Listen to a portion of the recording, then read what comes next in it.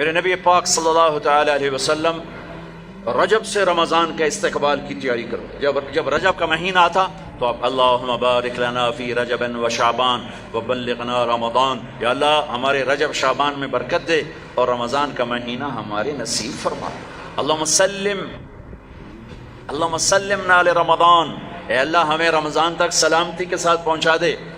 وسلمہ لنا، اور اسے سلامتی کے ساتھ ہم تک پہنچا دے. وتسلمہ منا، پھر ہمارے روزے اس میں قبول بھی فرما لے. اتنی جلد پہلے سے رمضان کا استقبال فرماتے.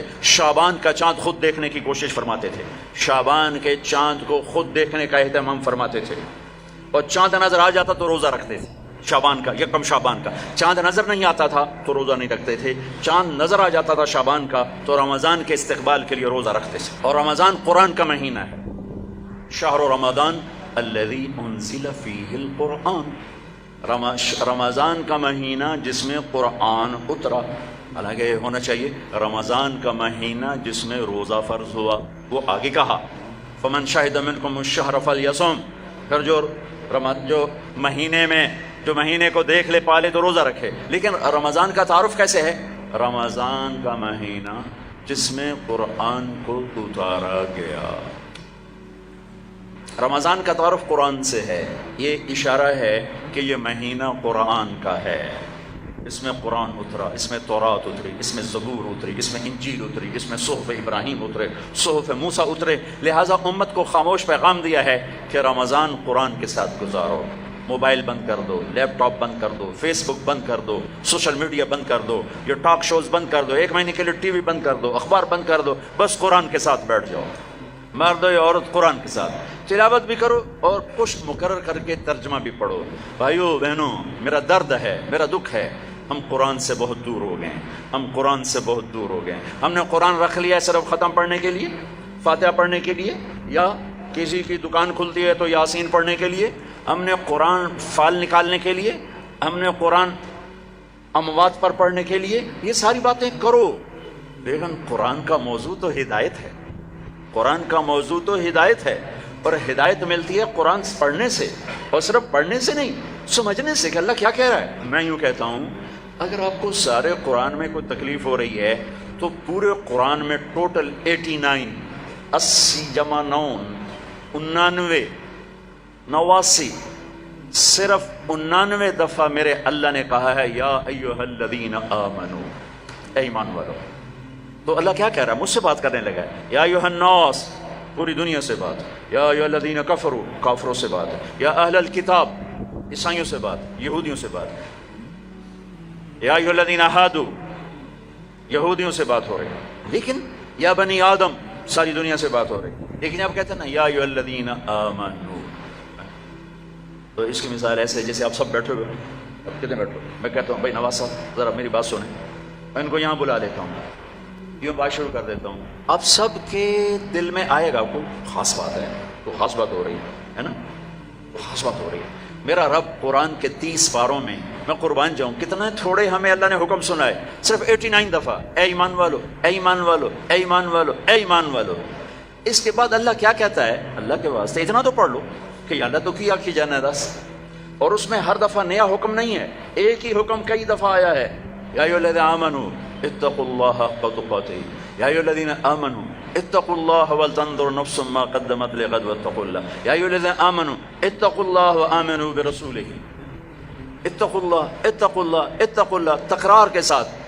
تو میرے بھائی بہنوں، اتنا تو قرآن دیکھ لو کہ یا ایھا الذین آمنوا کے بعد اللہ کیا کہتا ہے، کیا کہہ رہا ہے. جس کا ترجمہ پسند ہے اس کا پڑھ کے دیکھ لو کہ میرا اللہ مجھ سے کیا کہتا ہے. اللہ کے واسطے قرآن سے دوری ختم کرو. قرآن سے اخبار پڑھنے کے لیے بھی ٹائم ہے، ٹاک شو دیکھنے کے لیے بھی ٹائم ہے، فضولیات کے لیے بھی ٹائم ہے. کرو، آدھا گھنٹہ نکال لو، آدھا گھنٹہ، 15 منٹ، 10 منٹ، چلو ایک آیت. تو میرے بھائی بہنوں، اس مہینے کو قرآن کا مہینہ بناؤ. فمن شہد منکم الشہر فلیصم، مہینہ آ گیا، روزہ رکھو. فمن کان مریضا علی سفر فعدۃ من ایام اخر، مریض ہو سفر میں ہو بعد میں رکھ لو. ایک لفظ اور ہے وَلِتُكْمِلُوا الْعِدَّةَ، اس مہینے کو مکمل کرو، پورا کرو. لیکن لفظ ہے کمال.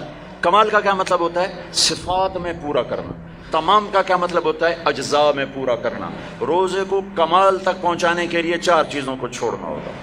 4 چیزیں اگر ہیں، نہیں ہیں تو مبارک، ہیں تو چھوڑنا ہوگا. میرے نبی نے فرمایا جو شراب پیتا ہے اس کا روزہ اوپر نہیں جاتا ہے. تو اگر کسی کو عادت ہے توبہ کرے. پھر شرابی تو تھوڑے ہیں، جو ماں باپ کا نافرمان ہے اس کا روزہ اوپر نہیں جاتا ہے. یہ بہت زیادہ ہیں. ماں باپ کی نافرمانی تو جنگل کی گھاس کی طرح پھیلی ہوئی ہے. شاید ہی کوئی خوش قسمت ماں باپ ہوں گے جن کی اولاد ان کی آنکھوں کی ٹھنڈک ہوگی، ورنہ آج کل اولاد سینے کا کانٹا بنے ہوئے ہیں اور کانٹے کی طرح چبھے ہوئے خنجر کی طرح کاٹ رہے ہیں. ماؤں کو روتے دیکھا ہے، تڑپتے دیکھا ہے. ماں باپ کو، مجھے ایک باپ کہہ رہا ہے، باپ میرے علاقے کے زمیندار فوت ہو گئے، پرانا تعلق، میرا پتر اگے چ سڑدا پہ ہوئے تو میں دعا نہ کرے سا بچ کر. ہاں میرے سامنے بیٹھ کے کہ مولانا صاحب وہ دی ماں بھی آندھی ہے جا اگے سڑدا پہ اسی تو میں نہ اکسان اللہ سائیں میرے پتر نو بچا. تو ماں باپ کی نافرمانی یہ روزے کو نہیں پورے دین کو روک دیتی ہے. پورے دین کو روک دیتی ہے. صرف روزہ نہیں ہے، پورا دین رک جاتا ہے. ایک صحابی علقمہ رضی اللہ تعالیٰ عنہ، ان کی بیگم کا پیغام آیا ہے کہ میرے خامن مر رہے ہیں، کلمہ نہیں پڑھا جا رہا. صحابی جن کے بارے میں اللہ کہتا ہے کلن وعد اللہ الحسنى، میرے محبوب تیرا ہر صحابی جنتی. وعدہ کیا ہے؟ وعدہ. ان کی خطائیں معاف، یہ نہیں کہ ان سے گناہ نہیں ہوئے تو ہم نے معاف کر دیا، آپ کی توفیل معاف کر دی. تو آپ دوڑے ہوئے گئے، کہا بیٹا کلمہ پڑھو. کہا جی نہیں پڑھا جا رہا، بول رہے ہیں کلمہ نہیں پڑھا جا رہا. آپ نے پوچھا ماں باپ میں کون ہے؟ کہا جی ماں. آپ نے پوچھا ناراض ہے؟ کہا جی ناراض ہے. ہم بولو وہ آ گئیں. تو آپ نے پوچھا علقمہ کی ماں تم ناراض ہو بیٹے سے؟ کہا جی ناراض ہو. کیوں ناراض ہو؟ اب وجہ سننا، آج کل کی وجہ نہیں، وجہ سننا. کہا یا رسول اللہ میرا بچہ بہت نیک ہے، رات کا اٹھنے والا تھا، دن کا روزے والا تھا، لیکن مجھ سے بات بدتمیزی سے کرتا تھا، سخت لہجے میں بولتا تھا. مجھے اس کا دکھ ہے، اس نے اپنی زبان سے میرا دل توڑا، زخمی کیا. اللہ اللہ. آج کی طرح نہیں کہ ماں باپ کو دھکے دیے جا رہے ہوں، گالیاں دی جا رہی ہیں، صرف اتنا کہ یہ مجھے بدتمیزی کے ساتھ مجھ سے بولتا تھا. تو آپ نے کہا معاف کرو گی؟ کہا میرا جی نہیں چاہتا. آپ نے کہا میں آگ لگا دوں اس کو، پھر سفارش کرو گی؟ کہا نہیں اتنی تو ناراض نہیں کہ آگ میں جلتا دیکھو. کہا پھر اگر تو نے اسے معاف نہ کیا تو اللہ اسے آگ میں جلا دے گا. کہا اچھا میں معاف کرتی ہوں، میں معاف کرتی ہوں. آپ نے کہا بیٹا کہو لا الہ الا اللہ. تو ان کی زبان سے نکلا لا الہ الا اللہ اور جان نکل گئی. پھر آپ نے ان کا جنازہ پڑھا اور جنازے کے بعد آپ نے اعلان فرمایا جس نے ماں باپ کو تکلیف دی اس پہ اللہ کی لعنت، فرشتوں کی لعنت، زمین آسمان کی لعنت. نہ ان کی نماز قبول ہے، نہ روزہ قبول ہے، نہ حج قبول ہے. تو روزے کو روکنے والی چیز ہے شراب، ماں باپ کی نافرمانی. لیکن ماں باپ سے بھی کہتا ہوں ایسے رویے مت اختیار کرو کہ اولاد گستاخ ہو جائے. آج کے 90% ماں باپ اپنی خطاؤں سے اولاد کو گستاخ بنا رہے ہیں. انہیں پتہ نہیں ہے کہ اولاد کو لے کے کیسے چلنا ہے. تربیت چڑھائی چڑھنے کو کہتے ہیں، رب واسے ہے تربیت. اور چڑھائی چڑھنے میں پسینے آتے ہیں، بدن ٹوٹتا ہے. اور آج کی تربیت ہے ڈنڈے مارو بے عزت کرو، ڈنڈے مارو بے عزت کرو، چاہے ماں باپ ہو، چاہے اسکول ہو، چاہے مدرسہ ہو، چاہے وہ مکتب ہو، بے عزت کرو. یہ چیز گستاخی پیدا کرتی ہے. میرے نبی نے کہا اکرموا اولادکم، اکرموا اولادکم، اپنی اولاد کو عزت دو. حضرت علی کا فرمان ہے لأنہم خلقوا لزمان غیر زمانکم، یہ تم سے اگلے زمانے کے لیے پیدا کیے گئے ہیں. اگر اپنے نام کو باقی رکھنا چاہتے ہو تو ان کو عزت دو. اور میرے نبی کیسے عزت دیتے تھے؟ بس فاطمہ رضی اللہ تعالیٰ عنہا گھر تشریف لاتی، کبھی کبھی تو نہیں آتی، دیوار کے ساتھ دیوار ہے، آنا جانا لگا ہوا ہے، لگا ہوا ہے، لگا ہوا ہے. جتنی دفعہ آتی ہیں اور جب آتی، جتنی دفعہ آتی ہیں اور جب آتی، میرے نبی کھڑے ہو جاتے، چار پار پہ کھڑے ہو جاتے، کھڑے ہو جاتے. اور وہ فاطمہ ہیں، یہ میرے نبی ہیں، یہاں کھڑے ہو کر انتظار نہیں کرتے تھے، آگے بڑھ جاتے تھے، آگے بڑھتے تھے اور آگے بڑھ کر اپنی بیٹی کا ہاتھ پکڑتے، پھر یہاں بوسہ لیتے، پھر ان کا ہاتھ پکڑ کے لاتے، پہلے اپنی بیٹی کو بٹھاتے اور اس کے بعد خود بیٹھتے تھے.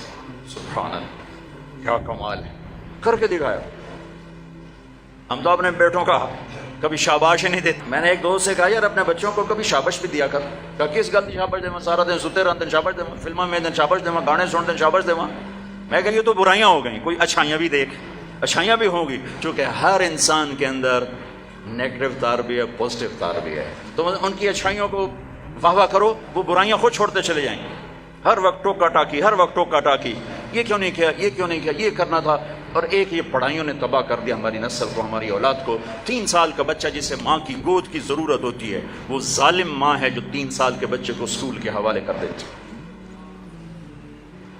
تیسرا جس سے روزہ برباد ہوتا ہے, جو رشتہ داروں سے لڑتا ہے, خون کے ماں کے رشتے, باپ کا رشتہ, چچا باپ کا رشتہ, باپ کی طرف سے جو بھی رشتے آ رہے ہیں باپ کی طرف سے, ان سے لڑائی جھگڑے.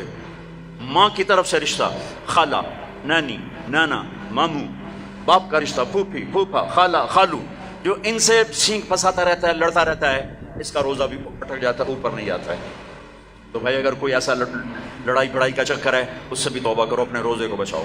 چوتھا, جو کسی کے لیے دل میں نفرت پالتا ہے, دل میں بغض پالتا ہے, دل میں کینہ پالتا ہے, اس کا روزہ بھی اٹک جاتا ہے. اپنے دل کو بھائیوں بہنوں نفرت سے صاف کرو, بغض سے, کینہ سے صاف کرو. ماں باپ کی دعائیں لو, رشتہ داروں سے صلح کرو, اپنے روزہ بچاؤ, تاکہ اللہ تقوی کا لباس دے اور اللہ کی بارگاہ میں پیشی ہو سکے. میرے محبوب صلی اللہ تعالی علیہ وسلم تو سارا سال ہی روزے رکھتے تھے, سارا سال ہی روزے رکھتے تھے. اور ہمیں اللہ نے سحری عطا فرمائی. پہلی امتوں کو سحری نہیں ملی, ہمیں اللہ تعالیٰ نے سحری عطا فرمائی. ہمیں بھی 24 گھنٹے کا روزہ ملا. افطاری کر کے آنکھ لگی, روزہ شروع ہو گیا, روزہ شروع ہو گیا, جو پہلا ہوتا تھا. تو ہمارا بھی ایسے ہی ہوا. تو ایک صحابی ہیں قیس بن سرمہ, وہ آئے, مزدور تھے, افطاری کا سامان نہیں تھا, بیوی گئی سامان لینے, ان کی آنکھ لگ گئی, ان کو آنے میں دیر ہو گئی. سورج چھپ گیا, دیکھا تو سوئے پڑے, کہا ہے ابن سرمہ مارا گیا. کیا ہوا؟ کہ روزہ شروع ہو گیا. روزہ شروع ہو گیا. تو وہ دوپہر کو بے ہوش ہو گئے, اور ایک روایت میں تھا نماز پڑھنے گیا, گر کے بے ہوش ہو گئے. اللہ کے نبی کو پتہ چلا, بہت غمگین ہوئے, تو اللہ نے قرآن اتار دیا, چل میرے محبوب تیری امت کو اجازت ہے سحری تک کھاؤ, سحری تک کھاؤ. تو اللہ نے ہمیں سحری عطا فرمائی. ہمارے نبی پاک صلی اللہ تعالی وسلم سحری کے کھانے کی تاکید فرماتے تھے کہ یہ برکت والا کھانا ہے. اللہ اس کے فرشتے سحری کھانے والوں پر برکتیں, رحمتیں نازل فرماتے ہیں. خود ہمارے نبی پاک صلی اللہ تعالی وسلم سحری کا اہتمام فرماتے تھے. آپ تو عام طور پر 2-4 کھجوریں, ایک گلاس پانی, بس آپ کی سحری ہو جاتی.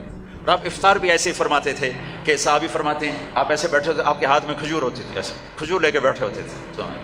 اور ایک صحابی ٹیلے پہ چڑھا ہوتا تھا یا کسی مکان کی چھت پہ چڑھا ہوتا تھا, اور اس کو امر تھا بھائی سورج کو دیکھتے رہنا. آپ کھجور آپ کیسے ہاتھ میں ہوتی تھی. جو ہی وہ کہتا یا رسول اللہ سورج ڈوب گیا, تو آپ فوراً کھجور منہ میں لیتے تھے. پھر اس کے بعد تھوڑا تھوڑا کر کے پانی پیتے تھے. آپ نے پانی پہ افطار کیا ہے, آپ نے دودھ پہ افطار کیا ہے, آپ نے کھجور پہ افطار کیا ہے, آپ نے ستو بھی پیا ہے. اور سحری میں آپ نے روٹی بھی کھائی ہے, کھجور بھی کھائی ہے, دودھ بھی پیا ہے, زیتون کے ساتھ بھی لیا ہے, زیتون اور روٹی کے ساتھ آپ نے افطاری بھی فرمائی. افطاری کی دعوت میں بھی شرکت فرمائی ہے. سعد بن معاذ نے افطاری کی دعوت کی, صحابہ کی, آپ تشریف لے گئے. افطاری کرانا میرے نبی کی سنت طریقہ چلا رہا ہے. سعد بن عبادہ نے افطاری کی, تو آپ اس میں تشریف لے گئے, تو وہاں زیتون, جو کی تازہ روٹی اور زیتون کے ساتھ آپ نے کھانا نوش فرمایا. ایک عجب واقعہ بھی ہوا وہاں. تو وہ یہ ٹائم تو تھا نہیں کہ بھائی ٹائم ہو گیا ہے, تو وہ سورج کو دیکھتے تھے, اور جب بادل ہوتے تھے تو اندازہ کرتے تھے. تو میرے نبی کی موجودگی میں ہوا کہ سب نے خیال کیا سورج غروب ہو گیا, سب نے کھا لیا, تو ایک دم بادل ہٹے تو سورج کھڑا ہوا تھا. تو پھر سب نے اس روزے کی شوال میں جا کر قضا کی. پورے مدینے سے یہ کام ہوا کہ وہ سورج کی موجودگی میں روزہ کھول لیا. جب بادل ہٹے تو پتہ چلا سورج تو بھی کھڑا ہوا ہے. اب ہفتے کو جاتے تھے قبا, ہر ہفتے کو اشراق وہاں پڑھتے تھے. لیکن رمضان میں 17 رمضان, پتہ نہیں کیا وجہ ہے, اس میں کیا حکمت ہے, 17 رمضان آپ قبا تشریف لے جاتے تھے, اور وہاں مسجد میں قیام فرماتے تھے تھوڑی دیر کے لیے, اور پھر وہاں سے آپ واپس تشریف لاتے تھے. اور آخری اشراف اعتکاف, ایک پورا مہینہ اعتکاف کیا, پھر اس کے بعد 10 دن اعتکاف کیا.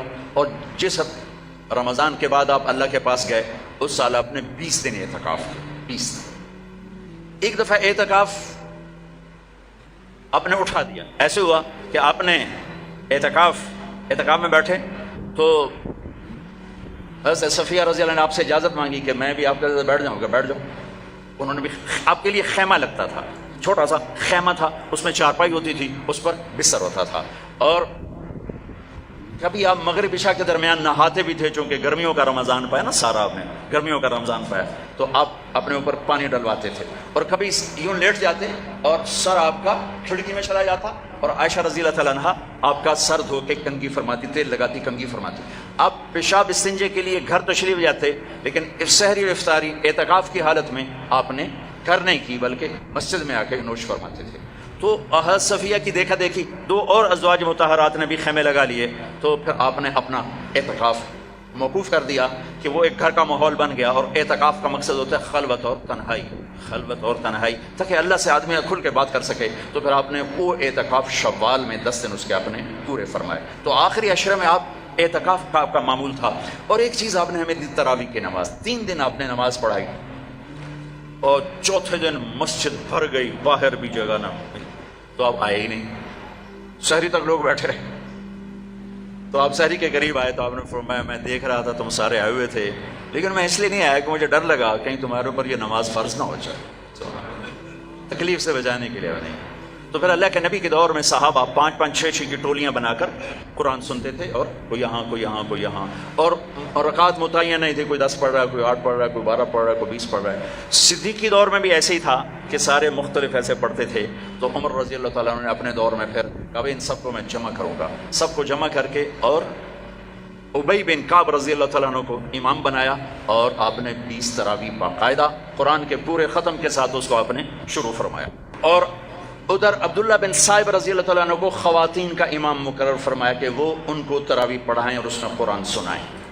یہ جو حرم شریف میں دعا ہوتی ہے ختم قرآن کی نا، آخری رکعت میں قل اعوذ برب الناس، یہ دعا حضرت عثمان نے شروع کروائی کہ جب قرآن ختم ہو رہا تھا اور آخری 2 رکعت رہ گئیں، تو آپ نے حافظ سے کہا جب قرآن ختم کرو تو دعا کرنا۔ انہوں نے کہا جی کیا دعا کروں؟ کہ جو تیرے دل میں آیا کرنا۔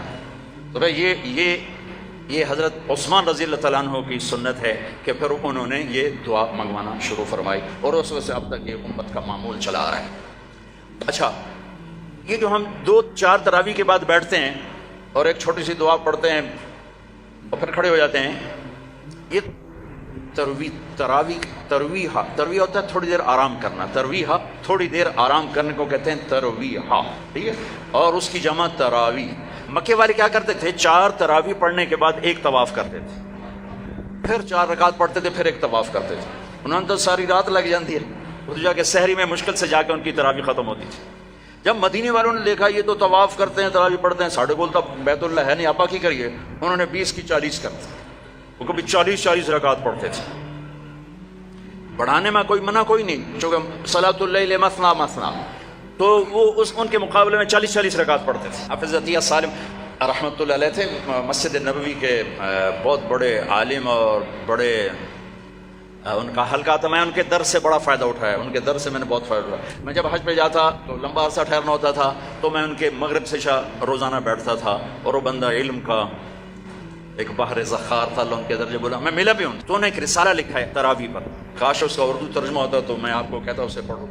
تو اللہ نے ہمیں ایک تراویح کی نماز عطا فرمائی، جس کے ہر سجدے پر حدیث میں آتا ہے 1500 نیکی لکھی جاتی۔ ایک سجدہ کتنے؟ اور ہر سجدے پر ایک گھر بنتا ہے، کس چیز کا؟ سرخ یاقوت۔ کتنا بڑا ہوتا ہے؟ 60,000 سونے چاندی کے دروازے ہوتے ہیں۔ ہر سجدے پر کیا ملتا ہے؟ ایک درخت جس کے نیچے 100 سال عربی گھوڑا دوڑ سکتا ہے۔ پھر تراویح اور روزے کے بدلے کیا ملتا ہے؟ اللہ آخری رات کہتا ہے میرے بندے بندی ہو، دن کا روزہ رات کی تراویح میں نے دیکھا، میں نے قبول کیا، جاؤ معاف کر دیا، جاؤ معاف کر دیا۔ ایک سحری میں اللہ کے نبی کے سامنے بکرے کی سری پیش کی گئی، آپ کے گھر میں تو نہیں پکتی تھی، کہیں سے پک کر آئی، تو آپ کھا رہے تھے، تو حضرت علی بھی آپ کے ساتھ تھے، تو ارباز بن ساریہ اوپر سے آ گیا، آپ نے کہا آؤ برکت کا کھانا ہمارے ساتھ کھاؤ، وہ بھی بیٹھ گئے، تینوں کھا رہے۔ بلال آئے، یا رسول اللہ نماز ٹائم ختم، اور یہ کہہ کے باہر چلے گئے۔ اذان دینے سے پہلے پھر دیکھنے آئے کہ چھوڑ دیا کھانا تو اذان دو، آئے تو آپ ابھی کھا رہے تھے، انہوں نے کہا یا رسول اللہ واللہ لقد اصبحت، اللہ کی قسم ٹائم ختم ہو گیا، یعنی صبح ہو گئی۔ تو تیرا بھلا ہو جائے، ارے بلال صبح نہیں ہوئی تھی، تیری قسم کی وجہ سے اللہ نے اسے پہلے نکال دیا کہ تیری قسم جھوٹی نہ پڑ جائے، تیری قسم پر اللہ نے اسے پہلے نکال دیا۔ اور اس پر حضرت علی نے بعد میں فرمایا اگر بلال قسم نہ اٹھاتے تو جب تک میرے نبی کھاتے رہتے صبح نہیں ہونی تھی۔ عبید رضی اللہ تعالیٰ عنہ دیگ بنا رہے تھے، دیگ، تو میرے نبی کو دستی کا گوشت بڑا پسند تھا، تو آپ نے کہا عبید ناولنی الذراع، مجھے دستی تو پکڑانا، تو انہیں ایسے نکال کے دے دی، تو آپ نے اس کو یوں پکڑا ہڈی کے دونوں کناروں سے ایسے، اور دانتوں سے کاٹ کاٹ کے کھایا اور پھینک دیا۔ عبید ناولنی الذراع، دستی پکڑانا، انہوں نے پھر نکال کے دے دی، آپ نے پھر یوں پکڑا اور تو بکرے کی دو ہی ہوتی، آپ نے کہا ناولنی الذراع، عبید مجھے دستی پکڑانا، وہ کچے نکلے، یا رسول اللہ بکری کی تو دو ہی ہوتی۔ آپ نے کہا ارے عبید اگر تو ہاتھ ڈال دیتا تو جب تک میں کہتا رہتا مجھے اللہ دستیاں نکال کے کھلاتا رہتا۔ تو بھائیو، اللہ نے ہمیں بہت خوبصورت مہینہ دیا ہے، اب اس کی رحمتوں کا مہینہ ہے، جہنم کے دروازے بند ہیں، جنت کے دروازے کھلے ہوئے ہیں، اور اللہ کی معافی کے اعلان ہو رہے ہیں۔ آپس کی لڑائیاں معاف کرو، جھگڑے معاف کرو، جس سے بھی ہو، بیوی سے لڑائی ہے، بیوی کی خامد سے لڑائی ہے، ماں باپ کی بچوں سے، بچوں کی ماں باپ سے، بھائی بھائی سے، پارٹنر سے، دوست سے، اللہ کے واسطے دفن کر دو، دفن کر دو، اپنے ملک کو پاک کر دو لڑائیوں سے، فرقہ واریت سے۔ اس رمضان میں فرقہ واریت کو دفن کر دو۔ یہ آگ جو بھڑکی ہے، مجھے پتہ ہے میں کہاں بجھا سکتا ہوں، لیکن میں وہ ابراہیم علیہ السلام کی آگ پہ کبوتر نے 2 چونچ پانی ڈالا تھا، بس میں وہ کبوتر بننے کی کوشش کر رہا ہوں کہ بجھے نہ بجھے میں اللہ کو کہہ تو سکوں گا یا اللہ میں نے تو پانی ڈالنے کی کوشش کی تھی، لیکن بھڑکانے والے زیادہ ہیں، بجھانے والے تھوڑے ہیں۔ لیکن تم تو نہ بھڑکو، ایسی باتیں مت سنو جو تمہیں فرقوں میں بانٹ دیں، جو تمہیں کسی دوسرے مسلمان فرقے کے بارے میں نفرت سے بھر دیں، کفر سے بھر دیں۔ ارے بھائیو، کسی کو کافر کہنا آسان کام نہیں ہوتا ہے، آسان کام نہیں ہوتا ہے۔ اللہ کے واسطے وقت کی رفتار دیکھو، افق کا رنگ دیکھو، آسمان کے تیور دیکھو، زمین کی گردش دیکھو، اتنے زمین بھی تیور بدل رہی ہے، فلک بھی آنکھیں دکھا رہا ہے، اس کے باوجود اس قدر نفرت دین کے نام پر، کفر کافر۔ کون جائے گا جنت؟ کس کے لیے جنت ہے؟ بھائیو، دروازے اپنے مسلک پہ قابو رہو، دوسرے کو عزت دو، دوسرے کے لیے بھی جنت کا دروازہ کھلا رکھو، صرف اپنے واسطے نہ کرو اسام اندر جا کے تو ود کنڈا لا لینا کہ وڑن ہی نہیں دے، ایسی حماقت نہ کرو۔ میرے نبی کی امت بہت بڑی امت ہے، اور میرا رب بڑا کریم رب ہے۔ اس رمضان کے مہینے کو محبت کا رمضان بناؤ، درگزر کا رمضان بناؤ، راتوں کو تراویح پڑھو، دن میں روزہ رکھو، انشاءاللہ سارے گناہ معاف ہوں گے۔ اور مہینے کے آخر میں ہے مالدار آدمی کے اوپر کہ وہ روزے کی زکوٰۃ ادا کرے، روزے کی زکوٰۃ ادا کرے، جو کشمش کے حساب سے 2000 کے قریب بنتی ہے، کھجور کے حساب سے کوئی 800-900، میں سے اندازاً کہہ رہا ہوں، اور گندم کے حساب سے تو اخبار میں پڑھا تھا 100 روپیہ بنتی ہے۔ لیکن جو لوگ مالدار ہیں، گندم کے حساب سے نہ دو، کشمش کے حساب سے دو، تو انشاءاللہ اس کا آپ کو بہت اجر عظیم عطا